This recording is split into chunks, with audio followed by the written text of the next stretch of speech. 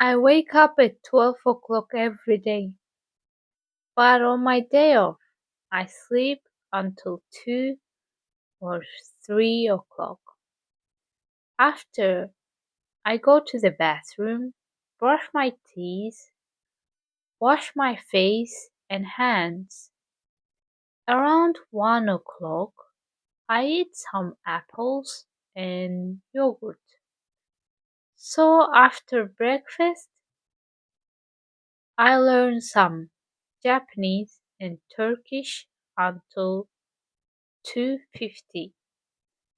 At this time, I get ready for work.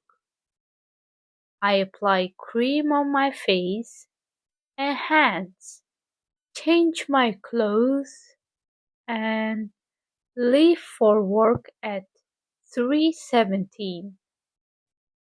I go to work on a bus. I arrive to my workplace at around 3:35. Then I change into my work uniform. Then I start to work at 3:45 o'clock. I work as a maid in a hotel. I'm a housekeeper.